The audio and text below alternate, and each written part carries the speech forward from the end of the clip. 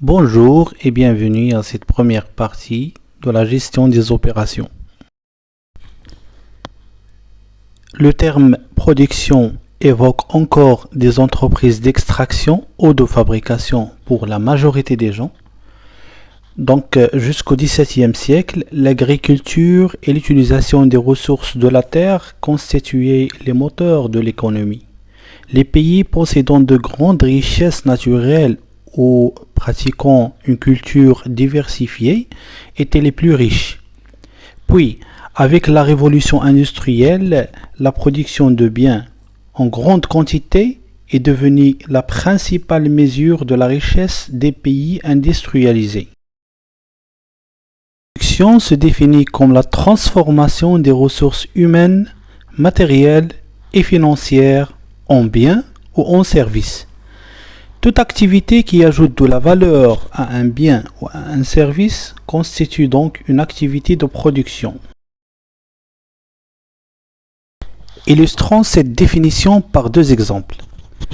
Pour la production d'un bien, un produit tangible, imaginons un artiste, constitue une ressource humaine, qui travaille une pièce de bois à l'aide d'un couteau, ressource matérielle, pour sculpter, activité de transformation, une statuette qui est un bien. Dans le cas de la production d'un service, un produit intangible, pensons à un conférencier en ressources humaines qui loue une salle, ressources matérielles, pour prononcer un discours et le service. Il existe donc deux types de production à la fois semblables et distinctes. La production de biens, qui consiste très souvent en une activité de transformation ou d'extraction, et la production de services, axée davantage sur l'échange entre le client et le personnel de l'entreprise. Les activités de gestion sont pratiquées depuis des millénaires. Jusqu'en 1764, la capacité de production des entreprises était cependant limitée par la capacité de travail et d'énergie productrice des humains et des animaux. Il existait peu ou pas de machines ou d'équipements qui pouvaient efficacement aider les humains dans leur travail. On assistait donc à une production artisanale, ne nécessitant qu'un maître parfois aidé d'un ou de quelques apprentis. Et la gestion des opérations de production se résumait de ce fait à sa simple expression.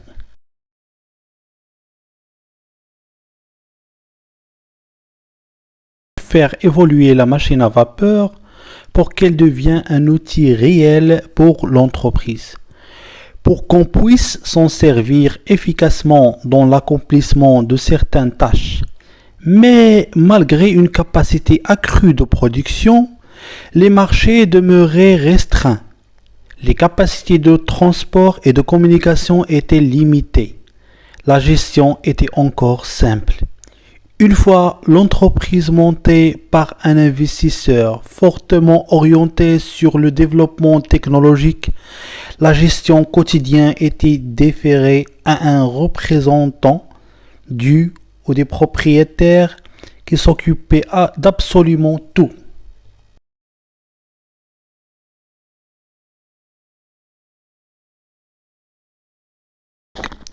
Portait principalement sur la technologie de production, la gestion des ressources humaines telle qu'on la connaît aujourd'hui était à toute fin utile inexistante et la standardisation ou la normalisation de produits n'existait à peu près pas. On était encore loin de la société industrielle. Déjà en 1776, Adam Smith, dans un volume intitulé « Recherche sur la nature et les causes de la richesse des nations », avait présenté une première amorce de correction de cette situation en suggérant que les humains pourraient devenir de meilleurs agents de production si on leur demandait de n'accomplir que des tâches simples et répétitives. L'idée avait du mérite, demander à l'homme de n'accomplir qu'une tâche simple des centaines ou même des milliers de fois par jour et il s'en suivra nécessairement une amélioration de la dextérité et de la rapidité d'exécution, une économie de temps grâce à la diminution de la fréquence des changements d'activité de la part du travailleur, la possibilité d'inventer d'autres machines et outils parfaitement adaptés à ces tâches simples. C'était le début de la spécialisation des tâches, accomplissement de tâches simplifiées et hautement répétitives. Malheureusement, Smith ne poussa jamais plus loin cette découverte qui fut reléguée au rencard pendant quelques dizaines d'années. C'était là une approche totalement révolutionnaire car jusqu'à ce jour, on trouvait bien certains ouvriers plus ou moins spécialisés selon leur métier, mais un maître ouvrier se devait de connaître tous les aspects de son métier. On ne devenait pas maître en ne possédant qu'une partie, même importante, d'un métier. Cette première approche de solution a tout de même fait époque. Plusieurs entreprises l'ont mise en pratique dans l'objectif d'améliorer la productivité du personnel et de là sa rentabilité. Et plusieurs autres experts en la matière se sont alors orientés sur cette ligne de pensée.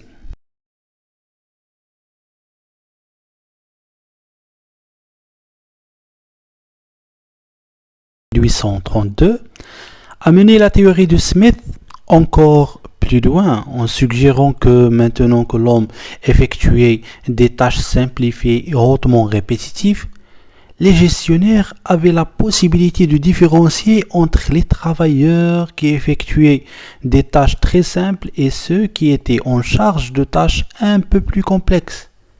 Il en découlait logiquement que si on était en mesure de différencier les degrés de difficulté, on pouvait différencier les niveaux de compétences requises et de là, le salaire à payer. On paierait donc pour les tâches les plus simples un taux inférieur et on économiserait ainsi sur la main-d'œuvre d'une double façon. Premièrement, par une plus grande productivité due à la répétition des tâches et deuxièmement, par un taux de salaire inférieur dû au faible niveau de compétences requises. Cette suggestion s'est rapidement répandue dans le monde du travail. On divisait différentes tâches en sous-tâches en se fondant plus ou moins sur le niveau de compétences ou de dextérité requises pour les accomplir et les ouvriers accomplissant des tâches qui exigeaient une plus grande compétence ou plus grande dextérité gagnaient plus que les ouvriers exécutaient des tâches plus simples. L'objectif de tout travailleur était d'avoir un jour la chance d'être accepté comme apprenti pour l'une des tâches les plus rémunératrices et ainsi éventuellement faire partie d'une des classes supérieures de travailleurs.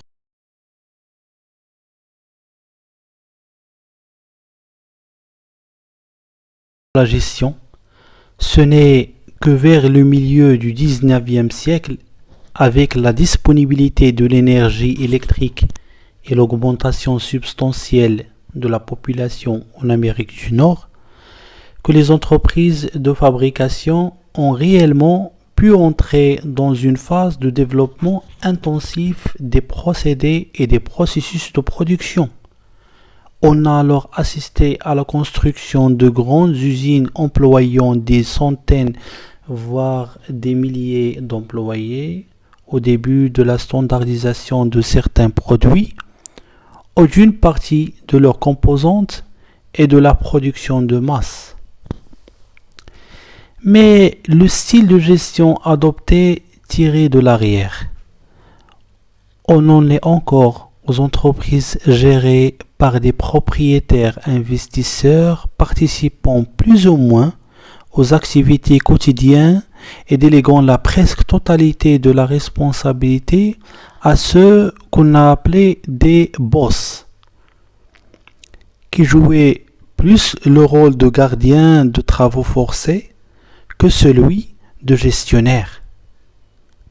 La productivité des entreprises était faible et les employés étaient mécontents. Il fallait trouver une solution pour améliorer la situation.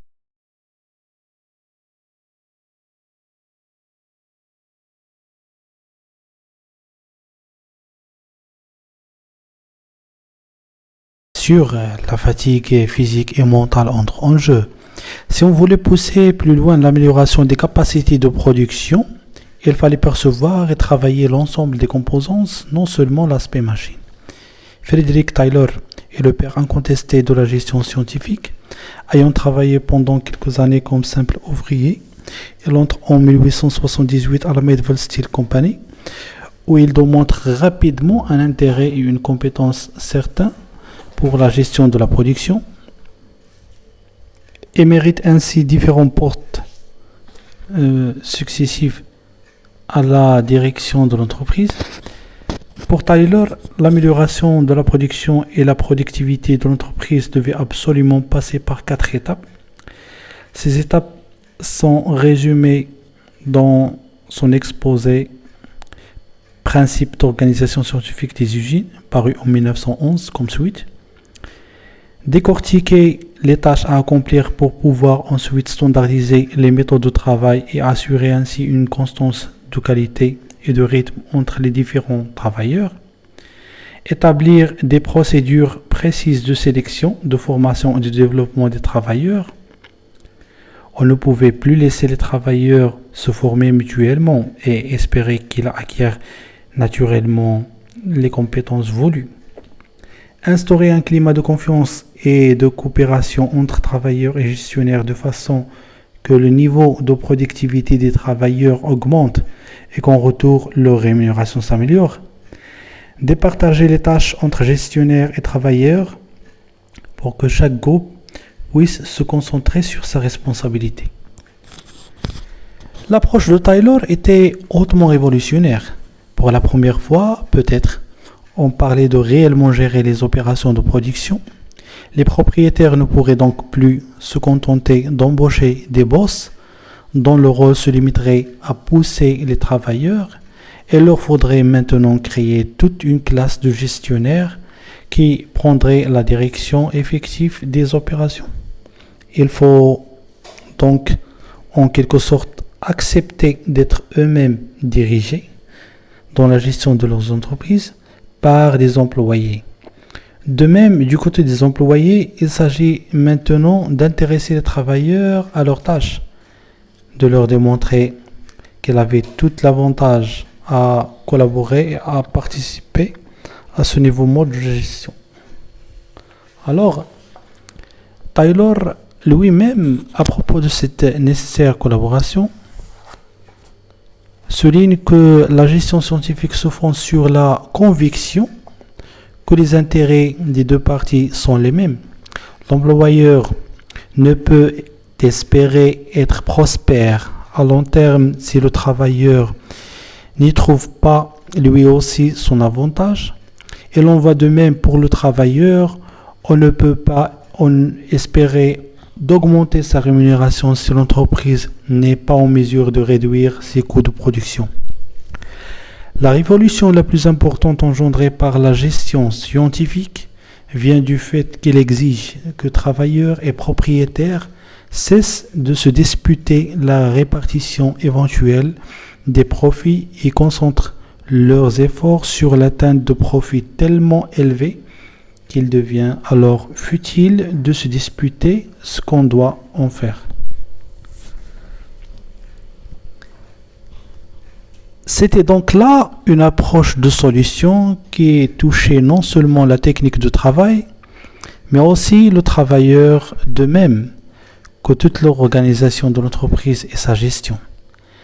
Certains diront avec le recul que cette perception taylorienne de la bonne entente entre travailleurs et entrepreneurs était simpliste, en ce sens qu'elle supposait une collaboration volontaire des deux parties, axée exclusivement sur la rentabilité partagée, mais il faut garder à l'esprit que la situation du moment était une situation de conflit presque permanente entre ces deux parties où seul le propriétaire de l'entreprise profitait réellement des améliorations de productivité à l'exception de certaines usines où on appliquait efficacement les différents systèmes de rémunération à la pièce connus à cette époque.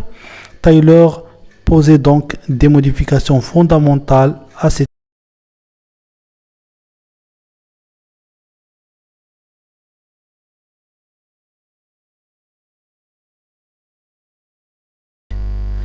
C'est-à-dire penser, structurer, organiser, spécialiser et planifier. Pour le travailleur, mais il souligne aussi qu'une grande partie du travail à faire devait maintenant l'être par les gestionnaires de l'entreprise. Gestionnaires qui auraient désormais pour rôle de planifier les tâches à accomplir, de sélectionner les travailleurs, de les former, et ainsi de suite. Pour que le travail s'effectue selon les règles, le gestionnaire doit accomplir un certain nombre de tâches antérieurement dévolues aux travailleurs. Une intervention du gestionnaire devrait précéder presque chacune des tâches du travailleur de manière à ce qu'il soit en mesure de les accomplir le plus efficacement possible. Tyler venait de créer toute une classe de gestionnaires de niveau intermédiaire. Contrairement à une certaine perception de l'approche taylorienne qu'on entend parfois de nos jours, l'objectif n'était pas seulement de permettre aux propriétaires d'augmenter la rentabilité de leurs entreprises. Tyler recherchait sans aucun doute cette augmentation de profitabilité, mais pas d'une façon aussi rustre que certains ne le laissent croire. Il voyait aussi certains des besoins du travailleur. Un des principes de la gestion scientifique consiste à demander aux travailleurs d'effectuer leurs tâches correctement, d'apprendre de nouvelles manières de faire les choses, de modifier leur façon de faire selon les préceptes de la science et, en retour, à augmenter leur rémunération de 30 à 100% selon le type de travail effectué. Tyler voyait très bien qu'il fallait motiver le travailleur, lui fournir un objectif à atteindre pour l'inciter à travailler davantage.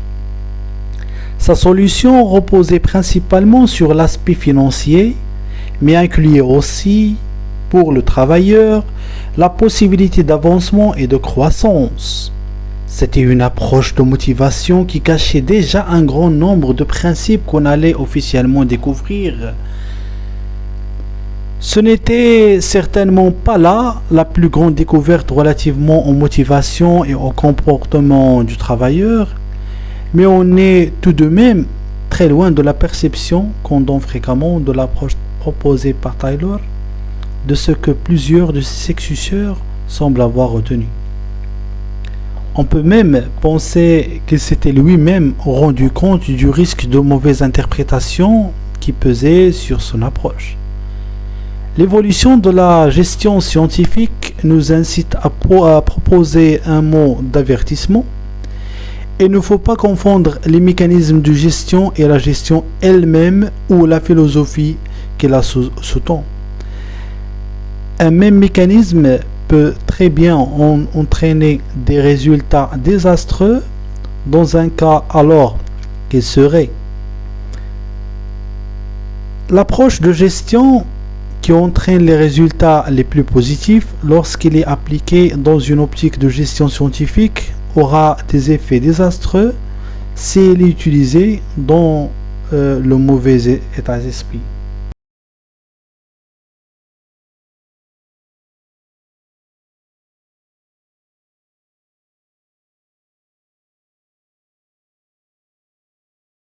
siècle et du début du XXe siècle n'ont retenu qu'une partie des enseignements de Taylor. La gestion est alors entrée dans ce que William Skinner a correctement nommé le paradigme de la productivité. Il souligne que le but ultime est la productivité, à laquelle on arrive en respectant 3 règles d'or: utiliser des procédés de production de masse partout où c'est possible, rationaliser, standardiser, coordonner, simplifier et stabiliser, diriger et contrôler les travailleurs. Le paradigme était remarquablement simple, essentiellement basé sur les principes de gestion industrielle. Son thème principal tenait à ce que la meilleure entreprise était nécessairement celle qui présentait le plus haut taux de productivité. Fin de citation. Taylor a soulevé différentes questions, pourtant tant sur la technologie que sur la technique. La gestion ou le comportement humain a, de ce fait, indirectement contribué à une certaine fragmentation des sciences de la gestion. Le domaine était tellement vaste qu'on a, plus ou moins consciemment peut-être, rapidement procédé à sa division en sous-domaines, les spécialistes en gestion des opérations.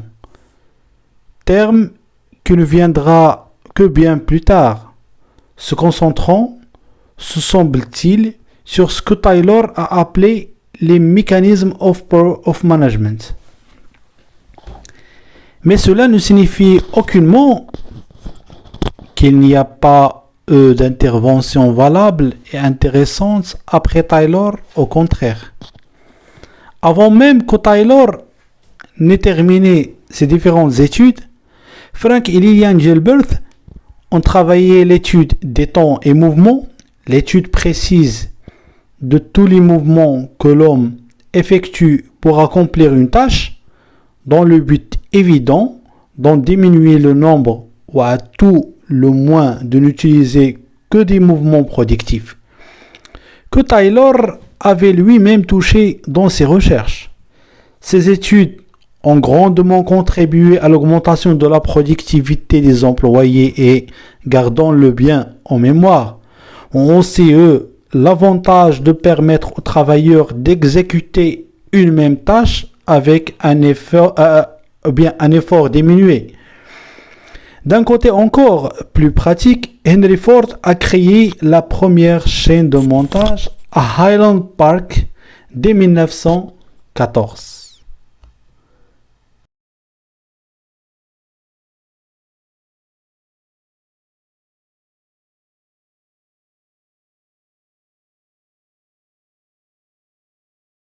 Laquelle Schamberger dit la durée d'un cycle n'y était que de 4 jours, de la transformation du minerai de fer en acier à la fabrication d'une automobile. C'était presque aussi bien que le juste à temps japonais. Bien que ceci ait été simplifié du fait que Ford tenait à sa devise. Ils peuvent avoir l'auto de la couleur qu'ils désirent pourvu que ce soit noir. Sur un plan axé sur l'être humain, les études menées à l'usine de la Western Electric à Hawthorne par le groupe dirigé par Elton Mayo ont jeté un éclairage totalement nouveau sur la motivation des travailleurs et la conception des tâches. Là où Taylor avait supposé une coopération facile et volontaire du travailleur motivé simplement par la possibilité d'augmenter ses revenus, Mayo et son équipe ont démontré que le travailleur était tout autant, sinon plus, influencé par la façon dont les gestionnaires le traitaient que par les éléments tangibles ou intangibles qu'on pouvait lui offrir en guise de récompense. Loin de nier ce que Taylor avait avancé, cette découverte a simplement raffiné la compréhension de l'être humain qu'avaient les gestionnaires et a éventuellement contribué de façon importante à la création de services de ressources humaines dans la majorité des entreprises. On entrait alors dans une époque plus humaine de la gestion. Mayo contribuait au lancement d'une nouvelle ère.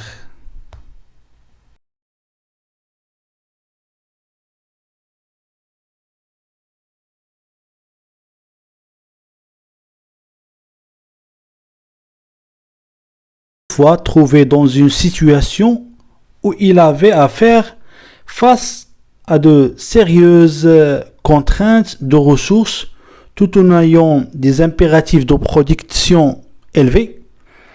Ce fut le début de l'ère de la recherche opérationnelle.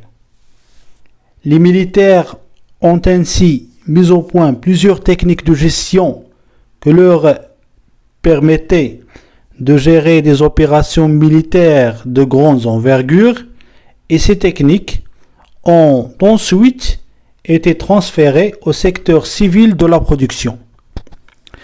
On entrait bien dans l'ère de la recherche opérationnelle, mais toujours dans un paradigme de productivité. On a alors vu arriver les premiers modèles mathématiques de simulation, les techniques hautement sophistiquées de prévision, les modèles de prise de décision en été de risque ou d'incertitude, les méthodes de planification à moyen et à long terme. C'est aussi à ce moment qu'on a commencé à créer des équipes de travail de plus en plus multidisciplinaires, et ce, de façon à disposer des différentes compétences nécessaires à l'élaboration et à la mise en pratique de ces modèles de prise de décision de plus en plus complexes. Différentes approches de gestion sont donc apparues au fil des années. Mais c'était toutes là des interventions qui étaient encore axées sur la poursuite du même objectif de productivité accrue en utilisant l'approche conventionnelle. Le marketing décidait de ce que le consommateur désirait, et le secteur des opérations se contentait de réagir aux demandes des services qui l'entouraient. L'objectif des opérations semblait se limiter à tenter d'améliorer une approche déjà solidement en place, sans chercher à la repenser, sans poser de questions. On travaillait sur les mécanismes de la gestion scientifique. Et cette constatation s'applique tout autant au domaine théorique qu'au secteur pratique.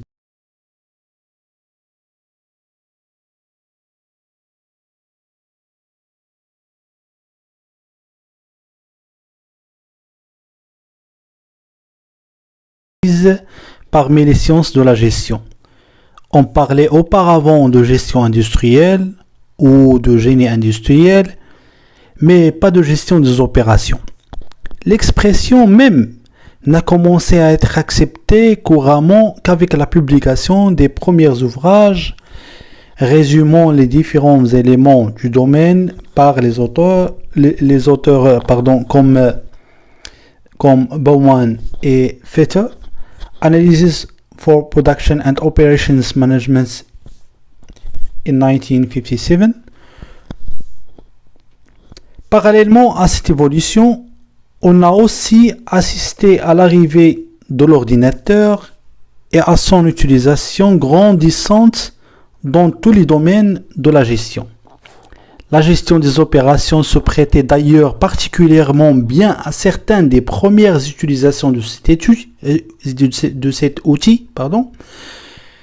Non seulement il facilitait le traitement des nombreux aspects mathématiques que les spécialistes de la recherche opérationnelle avaient conçus, mais il s'adaptait remarquablement bien à la gestion des stocks, aux décisions quant aux quantités à fabriquer ou à commander. L'ordinateur permettait de traiter avec une rapidité et un raffinement jamais connu. Jusqu'alors, les informations et les modèles de prise de décision avec lesquels, dans bien des cas, ont travaillé depuis plusieurs années déjà. L'amélioration continue des possibilités informatiques, tant sur le plan du matériel que des logiciels ou progiciels, depuis quelques années, fait qu'on parle maintenant de Computer Aided Design. C'est le cas bien de Computer Aided Manufacturing, CAM, ou même de Computer Integrated Manufacturing, CIM. Des outils tout plus utiles les uns que les autres, mais que ne changent pas le paradigme de base à eux seuls.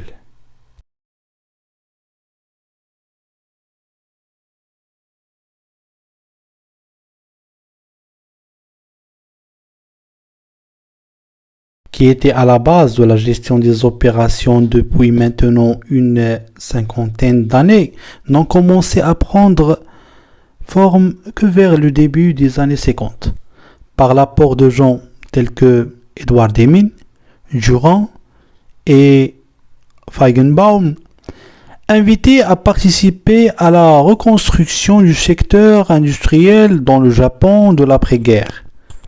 Ces trois personnes ont évidemment profité pour mettre de l'avant certaines de leurs perceptions qui étaient plus ou moins bien acceptées dans les pays de l'Ouest, principalement aux États-Unis.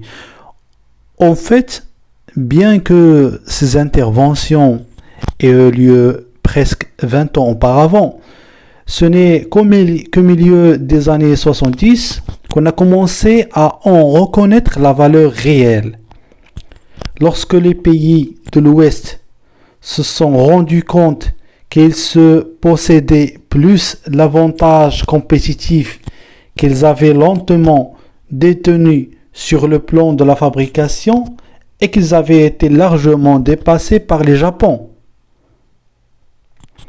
Pour la première fois depuis le début du XXe siècle, on peut alors percevoir un paradigme réellement différent, axé sur l'importance de la stratégie de fabrication dans la stratégie compétitive de l'entreprise, alors que pendant près de 3/4 du siècle, la gestion de la production s'était contentée de répondre aux demandes du marketing ou des autres secteurs de l'entreprise en cherchant simplement à améliorer son rendement.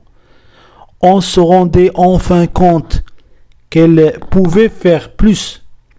Par une bonne gestion de la production, l'entreprise pouvait améliorer sa compétitivité. Les opérations n'avaient plus à se contenter d'appuyer les services qui menaient l'entreprise de l'avant, très souvent le marketing, mais pouvaient et devenaient contribuer à ce positionnement.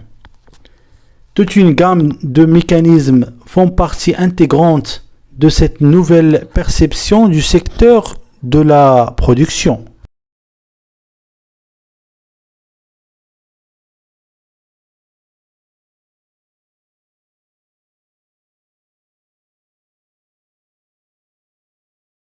Développer et raffiner le concept du juste à temps, just in time, concept qui prend toute son importance du fait qu'il permet à la fois de combiner les principaux avantages économiques d'une production de masse et la flexibilité d'une production sur demande, en réduisant les stocks de produits semi-finis à leur niveau minimal, idéalement zéro, et en minimisant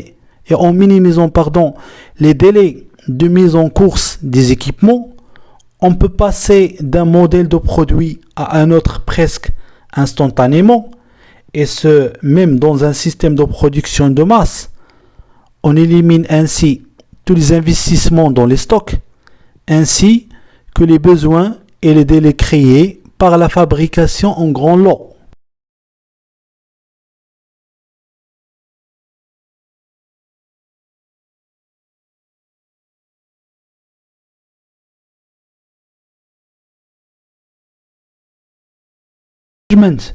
Le meilleur moyen de réduire les stocks de produits en cours ou de matières premières étant de s'assurer que les travailleurs n'auraient jamais à être retardés par l'arrivée de pièces ou de matières défectueuses.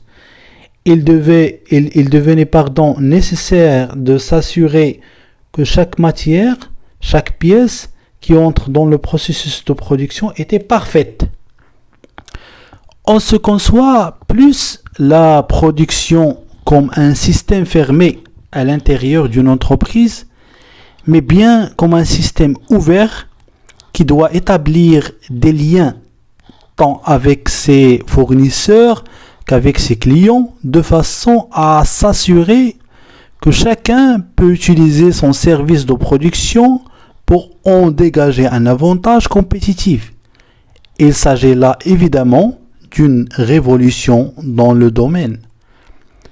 Au même moment, les gestionnaires se rendent compte qu'il ne suffit pas d'agir sur les mécanismes de la gestion, mais qu'il faut aussi travailler sur l'attitude des gens qui composent l'entreprise. Le travailleur reprend de l'importance. La spécialisation des tâches garde une certaine importance. Mais les individus, la technologie et les attitudes ayant évolué, il est maintenant possible de repenser le rôle du travailleur dans le processus de production, de le réintégrer dans le domaine de la pensée, de la planification, entre autres, par la mise sur pied de programmes comme les cercles de qualité et les groupes d'amélioration de la qualité. On commence à déléguer aux travailleurs une partie de la planification, du contrôle, de la prise de décision. Toutes choses qui vont parfaitement à l'encontre des principes de Taylor et du début du XXe siècle, mais qui s'intègrent parfaitement en ce presque début du XXIe siècle. Un nouveau paradigme a fait surface.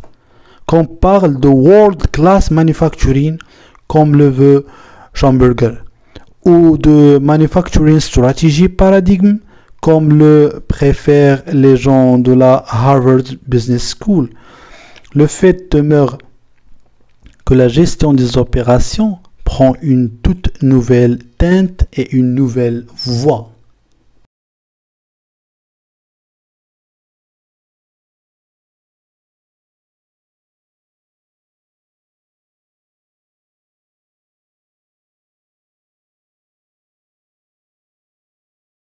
Est composé de ce système dont un des plus importants est la production ou l'ajout de la valeur. Ce secteur de l'entreprise qui s'est développé au cours des 200 ou 300 dernières années a vraiment pris toute son importance au cours du XXe siècle et a été reconnu comme un secteur formant une entité depuis 30 ans à peine.